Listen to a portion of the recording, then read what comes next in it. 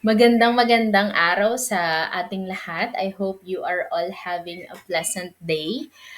Once again, I am Patricia Nisi Peñalosa and sobrang privilege ako nung kinausap ako ni Deaconess Monica or ni Ate Monica or whichever man yung tawag niyo sa kanya dyan. Baka ganda, no? Ayan, I was very, and I am very privileged na na-contact niya ako para sa event ngayong araw na ito. I think this will be my first time, if I'm not mistaken, na i-discuss tong topic na to. So, I had several talks already, no, sa mga churches, sa mga camps, even sa mga CIs, ganyan, or sa mga youth nights, ganyan. Pero parang ngayon ko pa lang matatouch yung topic of Sunday school. And sobra akong masaya because I can still remember that I started my ministry with Sunday school. So, hindi talaga nag-start yung ministry ko with leadership agad or sa district agad or sa annual agad or even sa national, no? And even international because I was able to attend our conference back in 2018 ba? 2019. But, you know, all of these things, lahat na nangyari na yon, I feel like nangyari yon because I started as a Sunday school teacher. And again, ang ginagawa ko to, I cannot help it but just be grateful also. And alam ko yung iba sa inyo, maybe you also started very young because I started very young actually in this ministry. So I'll share some photos in here. Yan, very very young ako nag-start sa ministry ko, and that all started with being a Sunday school teacher. So, bago ang lahat, ang simula talaga ay sa Sunday school teacher. So, I just input like a quote in here na gawa-gawa ko lang. Sabi ko dyan, not just a teacher by profession, but also a teacher by mission. So, I'm now a teacher by profession. But again, it all started with my mission of teaching Sunday schoolers. Isama na din natin dyan syempre yung VCS kasi malaking aspeto din yan. So, bago tayo mag-move forward, dahil I think na-introduce ko naman na properly yung sarili ko, and I hope you get a grasp already of sino ba tong magsasalita sa harapan namin, ganyan. Sige, bago tayo mag-move forward, let's pray first. Lord, we just want to worship you. We want to thank you, Lord, for this day na kami po ay magkakasama. Maraming salamat, Panginoon, because this is a beautiful opportunity for us to just discuss this beautiful ministry na iniregalo mo sa bawat isa sa amin. Lord, turuan mo kami. Ikaw mismo ang magturo sa amin. Open our eyes, open our hearts, open our spiritual ears also, Lord, so that we can hear all the revelations na ipagkakaloob mo sa amin ngayong umaga na ito. Itago mo po ako sa inyong likuran, Panginoon, at ikaw nawa ang makita sa umagang ito. Maraming maraming salamat po. This all we ask in Jesus' name we pray. Amen. So, yun na nga. So, nag-start talaga ako sa Ministry of Sunday School. And if you are going to ask me, um, malaki yung impact ng Sunday School kung bakit mas ginusto kong maging teacher by profession. And alam nyo ba na nasa resume ko din na naging VCS teacher ako or ganyan? It helped kasi parang people would see na you are volunteering for something na related din sa profession ko. So hanggang ngayon nagagamit ko pa din. Kumbaga naging puhunan na, no, yung ministry na yan. But more than anything else, we are very thankful because I feel like hindi lahat ng tao ay tinawag para maging Sunday school teachers. Lahat ng mga ka-churchmates natin, magagaling yan eh. May kanya-kanya tayong aspeto, may kanya-kanya tayong ministeryo. But I feel like there is a special place in the church for Sunday school teachers.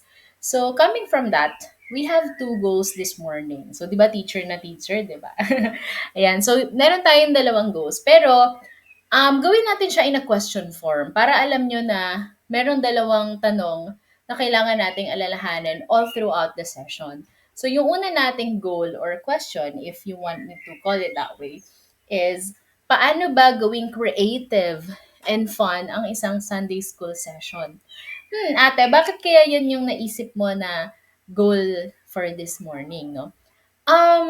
Since I've been in the ministry since I was 13 years old, ang dami-dami ko ng na-experience na mga difficulties when it comes to handling Sunday school sessions or Sunday school o basta yung mga lessons natin, di ba? Ganyan. And it's not very easy to come up with a very creative and fun Sunday school session. Una, kasi iba-iba yung bata. So, you don't know whether yung mga na-meet mo last week, yung mamimit mo rin sila, sorry for this one, or mamimit mo din sila for the next few weeks to come. Unlike sa school, 'di ba, parang consistent kung sino yung mga nandun sa classroom mo. So it would be easier to make it creative and fun kasi mas kilala mo sila, 'di ba? But for a Sunday school session na iba-iba ng estudyante, minsan multi-level pa. So when we say multi-level, magkakaiba sila ng age. So merong 3 years old hanggang what, 11 or 12 bago mag-MYF, 'di ba? So ang ang lawak nung scope na um, kailangan nating i-explore to make Sunday school sessions creative and fun. Dahil nga dun sa mga situations na yon. So, for today, since meron tayong struggle na ganun, and I'm sure sa mga Sunday school teacher na dito, or yung mga gusto pang mag-Sunday school teachers na naka-experience naman maging Sunday school student, alam niyo yung difficulty na yan. So, iyan yung una nating target for today. Yung pangalawa is, coming from that too, paano ba gumawa ng Sunday school plan or lesson plan? Okay? I don't want to be very technical about this. Although, syempre, teacher ako, meron tayong sinusunod na format or structure about that. But I'm going to make it very simple. Para naman, baka naman isipin nyo, eh, kasi ate, ikaw teacher ka, ganyan. It would be easier for you to follow a template, ganyan. So, I will try to make it very, concise, yet meaningful para hindi naman siya sobrang hirap gawin, pero possible siyang magawa every Sunday while maintaining yung pagiging creative niya and pagiging fun niya. Not just for the students, but also for you na mga teachers natin sa Sunday school. So, simulan na natin. Okay, so yung first goal natin is to answer the question, paano ba gawing creative and fun ang isang Sunday school session? So, I thought of four things. Okay? So, yung pinakauna is the first way for us to understand or to make it like creative and fun. Unang-una, you have to know your students. Kanina nga na-mention ko na ang mahirap sa Sunday school is paiba-iba ng estudyante. Pero meron diyang mga mainstay. Kumbaga, 90% of your class every Sunday will be the same people, 'di ba? Same faces, ganyan. And um kilalanin mo sila, especially kapag alam mo na napakalawak nung age gaps nila na baka kailangan dito sa baka dapat magkaka-group yung mga magkakaedad or baka dapat nakahiwalay na totally yung mas matatanda.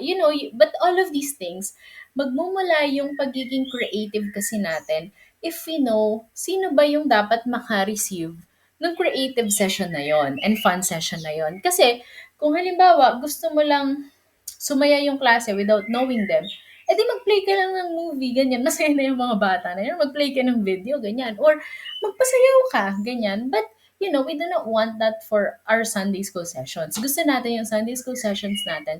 Creative siya, fun siya, but at the same time, it is appropriate. Kasi baka naman mamaya, yung pinapanood yung video, hindi naman makarelate yung mga 3 years old.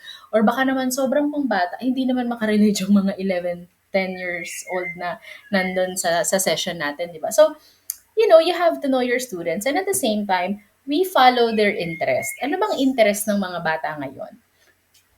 Bakit? Kasi may reason kung bakit ito yung pinakauna. I want you to remember na as a teacher or as a leader, kasi parang leader ka dun sa klase na yun eh. Hindi parang, leader ka talaga dun sa class na yun. I want you to think na you're doing it because you really want to get to know the kids.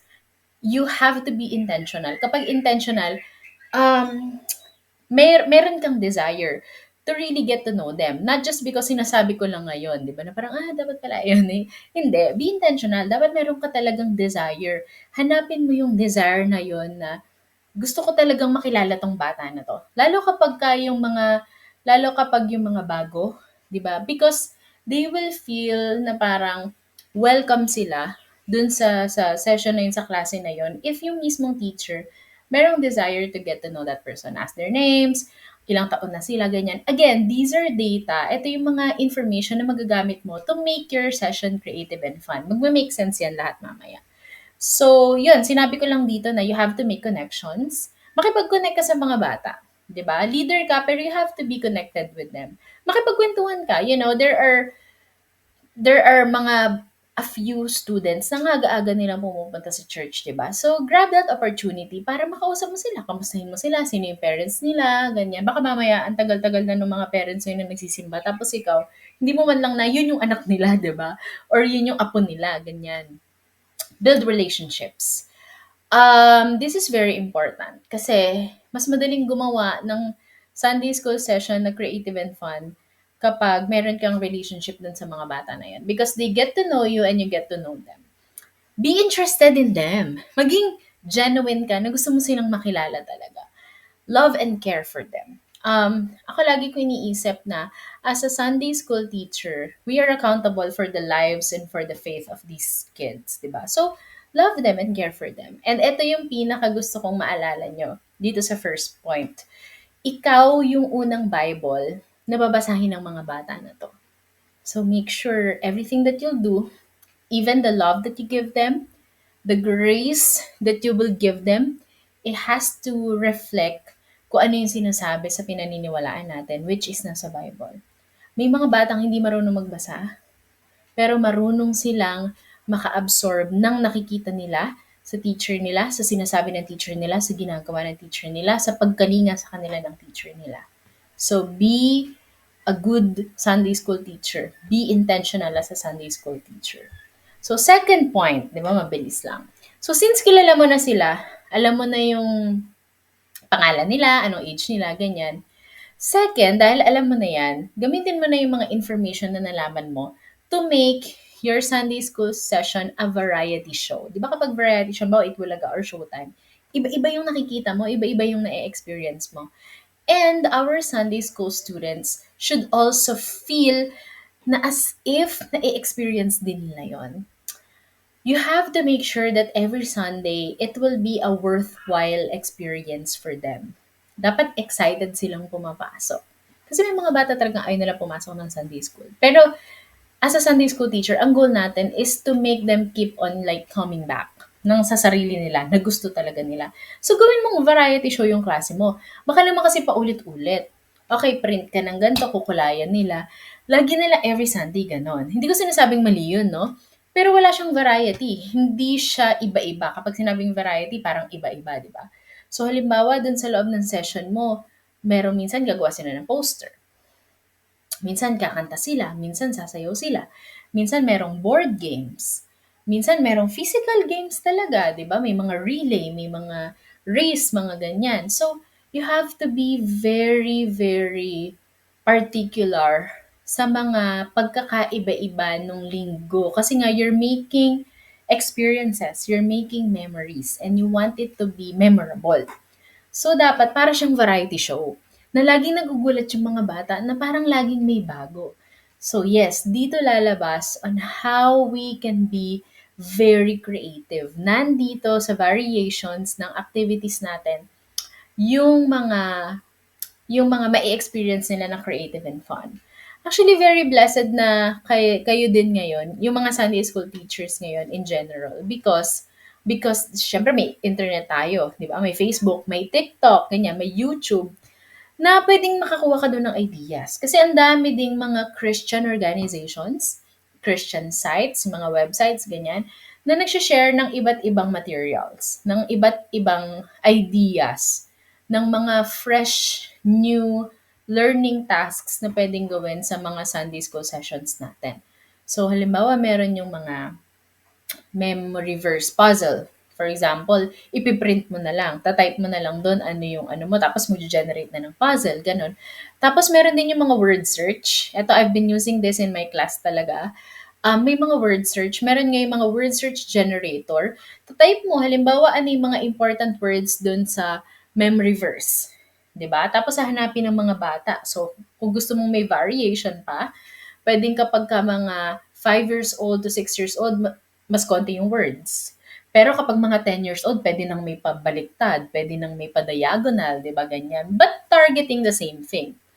Puwede rin yung mga 'yan, yung mga poster. Puwede yung naka-cut yung photos, tapos ididikit mo sa iba't ibang part ng Sunday school room niyo.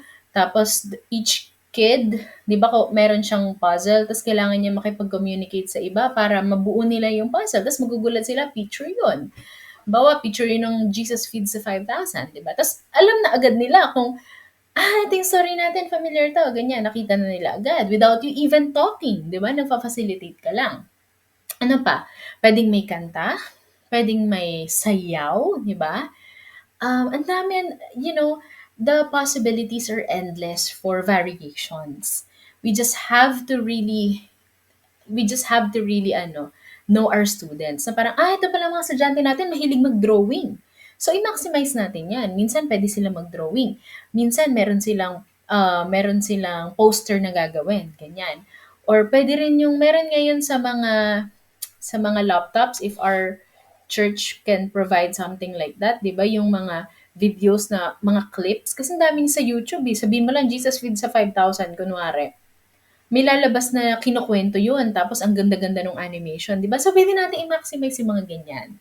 Those are variations. Pero the point is dapat iba-iba, hindi pa ulit-ulit. Hindi dapat laging parang, sige magkulay ka, kulayan mo 'to, ganyan, or fill in the blanks, ganyan. Iba-ibahin mo.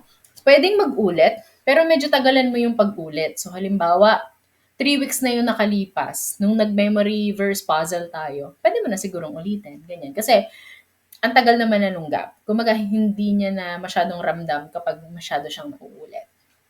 Yun, gawin mo siyang variety show. The third one is, usually kasi napansin ko 'pag Sunday school, lagi na lang individual activity. Sige, para behave kayong lahat, ganyan. Um, I suggest you also make use of pair activities. Pwedeng mag-pair up sila, pwedeng trio sila, pwedeng merong group activities, 'di ba? So halimbawa magkaka-group yung mas matatanda, mas mahirap yung gagawin nila kagaya ng example kanina. Pwedeng yung mga mas bata. Para ang mangyayari, even you as teachers, pwede kayo maghiwa-hiwalay. So halimbawa, kasi for sure may mga assistant Sunday school teachers kayo, 'di ba? So pwedeng ba sa mas matatanda, ikaw yung mag-ha-handle sa kanila kasi iba yung activity nila. Tapos yung assistant mo, pwedeng baka dun sa mas bata kasi usually mas simple yung activity. Mga ganon, we can maximize all these things. Pwede. Kasi, yun na nga, hindi laging individual task. You also want your students to communicate with each other. Gusto mo na magkaroon sila ng sense of community. Kaso paano sila magkakaroon ng sense of community kung hindi natin sila binibigyan ng time and ng opportunity to engage with other people through several activities. Kung lagi na lang pa-individual task. Okay, individual task. Gupitin mo to, i-paste mo, ganyan-ganyan. Siya lang mag-isa. What if pwede pala siyang pair activity? Yung isa yung magugupit, tapos habang nagugupit yung isa may sinusulat. Tapos alam mo yun, yung ganon. 'Di ba? But we have to make sure na everyone is involved in a group or in a pair. Na hindi lang isa yung gumagawa. Doon tayo papasok. Na pagdating ng activity mo, tapos pair siya or group siya, dapat binabantayan mo yan, umiikot ka na para making sure na everyone is doing something. Kasi usually, yung nagiging struggle naman kapag ganito is, minsan, yung mas matalino or yung mas, mas parang may leadership potential yung gumagawa ng lahat. We have to teach our kids na merong distributed tasks dapat. So, mawa si ganito, meron nga dyan dati meron si ganito, siya yung taga-timer. Si ganito, siya yung magre-report after. Si ganito, siya yung secretary, siya yung taga-sulat. Di ba? Yung mga ganyan. Para masaya, para everyone will feel na, ay, meron akong sariling yung akin, yung job ko, yung task ko. So, that's also a good idea. Ayan, may naglagay din ako ng note dyan, sabi ko, na may mga batang mas natututo kapag gumagawa kasama ng iba. Merong mga extrovert students tayo, hindi lahat introvert students. So, merong mga natututo when they are discussing the lesson with another person, when they are discussing the activity with another person or with a group. So, i-maximize din natin yun. So, pwede rin yan part ng variation, no? Pwedeng connected yung second and third. Kasi, pwedeng this Sunday, nagpa-pair activity ka, sa susunod, magpa-individual ka, sige, sa susunod, pwedeng magpa-group. Or, kung kaya ng oras ng Sunday school session natin, yung una activity, pair. Yung susunod, individual. Pwede din yun. Diba? So, that's our third, to make it creative and fun. Our fourth is assign tasks to children. Wag puro ikaw lahat or puro lahat ikaw. You're only the guide sa side. Very good, very gonyo pala yun, sorry. And um, you have to remember that students learn through experiences. Iparanas mo sa kanila. So for example, sa opening prayer, instead of your assistant student, yung assistant mo na Sunday school, teacher, ang pag-opening prayer mo, student. Pwedeng kahit mas bata, wala tong age limit ha. Pwedeng may prepare na kayo na prayer para sa araw na yun, para babasahin na lang ni younger kids. Or kung older kids, pwedeng sila yung gumawa ng prayer. Tuwing kapag opening prayer, automatic, yun yung sasabihin nila in front. Or kung kayang-kaya na talaga, right there and then, magpa-pray sila, di ba? Pero again, kapag younger kids, usually kailangan merong guide yan, na meron silang mabasahin or something. But the point is, you let them experience it. Di ba? Halimbawa sa Bible text or sa Bible reading, assign a kid. Huwag kayong matakot. You have to trust them as well. Trust your kids that they can do it. Or meron yung iba, they assign students to distribute. So for example, merong task. Tapos kailangan mag-distribute ng paper, ng pencil. Imbis na ikaw, assign students to do it. Especially yung mga older students natin, they can do that eh. Give the pencils to all the students. Kayang-kaya ng mga older. Actually, kahit ng younger students natin, madali lang yan. So, all of these things, make them experience the session. Wag lang puro ikaw, wag lang sila nakaupo lagi, ganyan. So, make them feel involved. They are part of the learning process. Ganyan. So, ang dami-daming pwedeng i-assign sa kanila actually. Pwedeng yung mga older, sila na yung magsusulat ng mga memory verses na ipapaskill natin sa walls natin, ganyan. Or tapos yung mga younger kids yung mag-design, yung mga ganyan. So, alam mo yun, make them involved in the process. They will enjoy that for sure.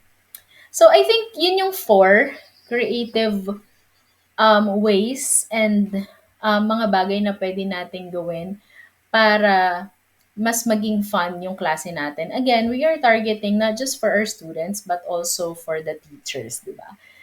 Kapag sinunod natin tong lahat, you will realize na you're not doing much in the class. Hindi ka masyadong pagod sa klase. Usually, yung mga bata yung gumagawa niyan. And for sure, you will also enjoy that. Magugulat ka, nagpa-facilitate ka na lang. Let's talk about that dito sa second goal natin. So, tapos na tayo sa first goal. Check na natin yan. Yung second goal natin is, paano ba gumawa ng Sunday school lesson plan? Madali lang yan. I think meron lang ako 3 steps, di ba? Sabi ko sa inyo, papaikliin ko para sa inyo. Okay, ang unang step, you have to set goals in your minds. Nakita niyo yung ginawa ko sa inyo ngayong araw na to. Nag-set ako ng goal para alam nyo na ito lang yung gagawin natin sa araw na to. That's it. And merong direksyon sa utak nyo. Kagaya ngayon, alam nyo na medyo patapos na tayo kasi ito yung second goal natin, di ba? Ganun din mag-isip yung mga bata.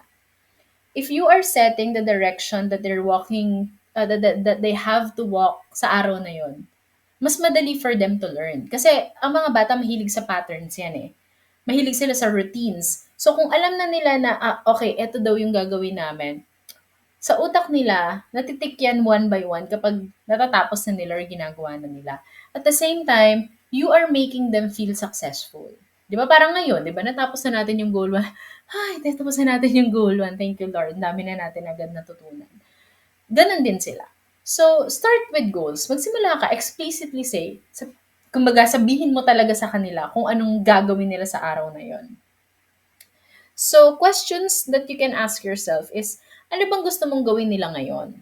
You have to be very specific sa mga gusto mong matapos nyo sa araw na yon. Halimbawa, gusto mo goal, matapos ang kwento. Anong kwento? 'Di ba? or maisulat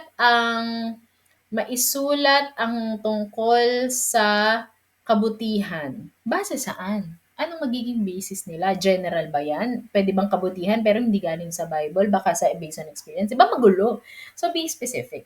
So, for example, meron akong tatlo dito. And throughout this part of the talk, I will use the very famous story of Jesus feeds the 5,000. So, meron akong tatlong goals na sinulat dito. Yung una is, maunawaan ang kwento ng pagpapakain sa 5,000. Wait, I hope you can see it, but maybe pwede ko siyang i-zoom. Yeah. So, ayan. Better. Yan. Maunawaan ang kwento ng pagpapakain sa 5,000, matutunan ang kahalagahan ng pagbabahagi at pagtitiwala sa Diyos na magbibigay, hikayatin ng mga bata na maging bukas palad at magtiwala kay Jesus kahit na maliit lang ang kanilang mayroon or maliit lang ang meron sila. Parang ganun. So as you can see, yung mga beginning words ng bawat goal, nagsa-start siya sa action word or sa verb. Kasi dapat particular ka kung ano yung gusto mo nila, kung anong gusto mo na gawin nila sa araw na yon. You can go specific. Actually, mas gusto ko pa nga na specific na, halimbawa, magsulat ng isang liham para kay Jesus na nagpapasalamat sa mga ibinigay sa atin. Halimbawa, or magsulat ng 5 pangalan ng kaibigan na tutulungan mo pagkatapos ng session. Kunwari, ganun. So, you can be very specific as that, pero depende sa topic mo din talaga yan. But the point is, there has to be a goal. And this will help not just the kids, but also you. Alam mo na sa araw na yun lang, dun ka lang magre-revolve. Hindi mo na kailangan mag-isip ng iba. Eto na yun. Okay. Paano ko siya ngayon ilipat sa ayan. Step 2. Ngayon, ang tanong natin sa step 2 is, paano mo maa-achieve yung goals na yan? 'Di ba? Dito na pumapasok yung learning tasks mo. So, meron siyang 3 parts. 3 parts lang para sa atin. Okay? Motivation, action, and application. But I will discuss application later sa step 3 kasi learning task siya, pero iba yung purpose niya. So, magka-focus tayo sa motivation and action. Again, yung focus ko dito is yung Jesus feeds sa 5,000. And ang focus natin, yung goals natin kanina. So, kung isa-summarize natin yun, yung goals natin kanina is may kwento, tapos dapat matutunan nila yung tungkol sa pagbibigay sa kapwa, yung pag-share, kahit na konti lang yung meron ka. So, you can be very particular with your routines. Hindi ko na masyadong sinama yung ibang routines dito ng Sunday School. But, of course, there's an opening prayer. Tapos kung meron pa kayo ibang ginagawa. Kasi iba meron ba opening hymn? Eh, hindi ko naman masyadong sure. But kayo nang bahala magpasok kung saan siya. Motivation is, eto yung pang-catch ng attention nila. You have to remember this is Sunday. Kaka-Saturday lang, wala sa utak nilang mag-aral, di ba? So, dapat meron kang motivation, i-catch mo yung attention nila para, kasi pag di mo kinatch yung attention ng bata, kahit anong galing mo as a teacher, you will not be successful in your goals that day. You have to catch them kung asan sila. Kasi iba-iba yung utak ng mga yan eh. So, dapat mag-set ka ng common ground na lahat kayo, ito lang iisipin nyo. So, for example, I provided here 2 examples. Pwede kang magtanong lang na kung na-experience na ba nilang magutom. Pwede yan sa younger kids. They can answer that. Tapos, kung may nagbigay sa kanila ng pagkain. So, pwede dyan, share nila yung ate nila or yung kuya nila or pwede yung best friend nila sa school. Diba? Nalimutan nila yung baon nila, ganon. Tapos, binigyan sila ng, give a time for the kids to share. Again, you are catching their attention. So, the more that they can answer the question, the more that their attention is there sa sitwasyon na yon. Or, pwede ka magpakita ng picture ng 5 tinapay at 2 isda. Tapos, tanong mo lang, sa tingin mo ba magkakasya to para sa 5,000 na tao? Pwede mo ring itanong, sa tingin nyo, ilan kaya yung pwedeng makakain gamit yung 5 na tinapay at 2 isda? Diba? So, yung mga motivation, diba? Kahit ikaw pakitaan ka ng picture, tapos tanong ka ng ganun, makakatch yung attention mo. Mapag-iisip ka. Diba? Baka nga ngayon nag-iisip kayo, diba? Kung ilan nga yung mapapakain ng 5 at 2 isda. Pagkatapos sa motivation, nakuha mo na, nakatingin na lahat sa yan, ganyan, pwede mo nang simulan yung action mo. Action, this is a very big thing. Kumbaga, ito yung main event, di ba? Dito, ang nilagay ko is, instead of you just telling the story, okay, isang araw si Jesus or basta lang binasa sa Bible, ganyan. These are kids. And these are kids na nasanay sa TV, sa YouTube, sa iPad, sa cellphone. Ang kalaban natin dito ay visual learners. Ibig sabihin, mas natututo sila pag may nakikita sila. Kasi ang dami nakikita niyan. Si Coco Melon lang, daming kulay, di ba? So, yun yung kakompetition natin dito. Kaya yung nilagay ko sa action is, ikaw din. Ganun ang gawin natin. Magpakita ka ng pictures ng kwento. Tapos, hayaan mo yung mga bata na mag-describe ano yung nakikita nila sa kwento. Magugulat ka, mabubuo yung kwento base sa pagdi-describe nila. Unless, syempre, as a teacher, nandun ka to facilitate what they're saying. So, halimbawa, yung unang picture, si Jesus, kasama yung mga disciples niya. Pwede yung mga bata sabihin, ay, siguro si Jesus po yung na may red na ganun.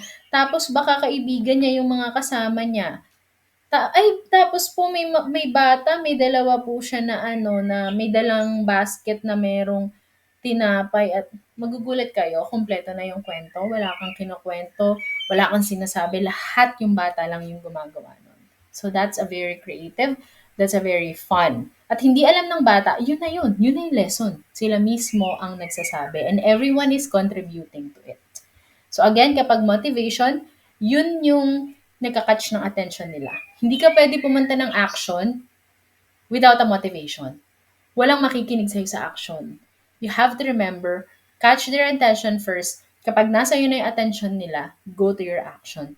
Grab that opportunity na nasa iyo pa yung attention nila. Again, these are kids na nasanay sa ilang segundong TikTok videos. Di ba? So, ibig sabihin, napakaliit ng attention span nila. So, habang nasa iyo pa yung attention, go to your action. Grab that opportunity. Yung step 3 natin is, we have to ask ourselves, natuto kaya sila? So, this is our application part. Apply, from the word apply, di ba? Application. Hindi naman to parang quiz type. We do not want that. Di naman natin sila ginagradean. This can also be fun. So, yung ginawa ko dito is, ang application, yung as a teacher or kayong mga assistant teachers, magbigay ng papel na basket sa mga bata. Sa loob nito, magdodrawing sila ng mga bagay na handa nilang ibahagi sa iba. Yung bata sa kwento, handa niyang ibahagi yung 5 bread niya tsaka yung 2 niyang fish. Pero sila kaya, ano kaya pwedeng laruan? Halimbawa, may nabagyuhan. You can make it also custom fit. Halimbawa, sakto dun sa barangay niyo may nasunugan.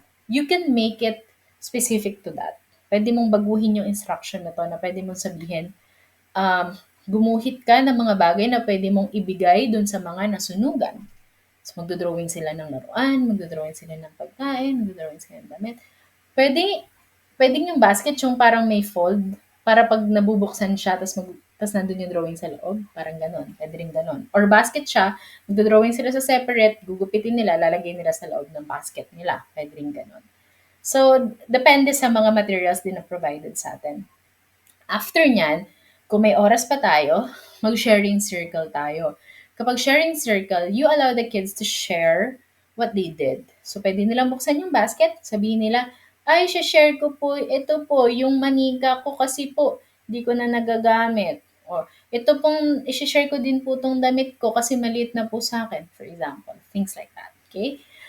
At kung meron pa talagang time, pwede kang magpalaro. Pwede kang magkaroon ng bread, fish, and basket relay. So, mag-make out ng bread and fish. Tapos, may relay, pasa-pasa yung mga bata. Yung nasa likod, lalagay niya sa basket na nandun sa dulo. Pwede rin yan. Ayun, yung kanina, pwede rin memory verse puzzle. Pwede rin yan. Or, there can be a song about the story to end the class. So, ito na yung mga pa-ending ng class. Okay? Pwedeng there's a song about the story na kasi yung ending, ito usually yung maalala nila eh. So, if there's a song na nakaka-LSS, umuwi siya, baon-baon niya yung kanta na yun, very good. Diba? Pwedeng yung memory verse, ganun din. Pinakabisa mo bago sila umalis, yun yung uwi yun yung baon nila pag uwi nila. So, these are the things. So, those are the 3 things. Diba? 3 steps lang siya. But, if we're going to apply that in our classes or in our sessions, diba? Napakadami na nating magagawa. It's creative, it's fun, at the same time, it's meaningful. So again, motivation, action, and application. Yan, wait lang. Hindi ko na alam kung ano nangyayari sa kanya. Okay. So, action, yun yung main event. And then, yung motivation, catching their attention. And then, of course, the last one, application, testing or parang looking at what they have learned from you. May natutunan ba sila sa'yo or yun? Kung babalikan niyo yung tatlo na yun, lahat yun na target natin yung goal. So, ibig sabihin, success yung session na yun pag natapos natin yun. Pag di siya natapos, it's fine. You can continue the next session. Okay? Don't feel bad na di mo siya natapos. Baka tinatanong nyo, bakit dapat may plano? Pwede bang ate magkwento na lang ako tapos magkukulay na lang sila ng Jesus feeds sa 5,000? Hindi. Number one, I want you to remember this is your ministry. And you have to be excellent in all of the ministries na binigay sa atin ni Lord. It's a gift. Gift yun sa atin eh, yung ministry, yung opportunity na yon to be able to teach young kids. And hindi naman sa binibigyan ko kayo ng burden, pero yung faith, yung mga beginning faith ng mga bata na to, nakasalalay sa'yo. The way they will understand the foundation or yung mga basic thing ng Bible ay nakadepende sa'yo. 'Di ba? Ano yung babaunin nila pagtanda nila? And that depends on you. Second one, very short. I want you to know, alam ng bata kapag hindi ka prepared. I've been like studying education for ilang taon hanggang dito sa masters ko nitong taon na to, and we always say the same thing. Alam ng bata kapag hindi ka handa. Ikaw nga, di ba, halimbawa sa school, alam mo pag yung teacher mo hindi prepared, teacher ko nga yung tinatamad. Ganon din sila. So, alam nila pag hindi ka handa. Ay, parang kakaano lang ni ata, ay baka parang tinatamad pa siya ngayon. Kanina, sabi ko, yung title ng naging session natin is The Art of Sunday School, and I'm going to end here. Bakit art? Di ba kapag art, you produce something that's nice. You produce something that's worthwhile. You produce something that's memorable. And ang challenge ko sa ating lahat as I end this session is, I want you to make each session, Sunday school session that you handle, a masterpiece. Gawin mong masterpiece ang kada klase mo. Gawin mo siyang masterpiece. In the name of the Father, and of the Son, and of the Holy Spirit. Amen.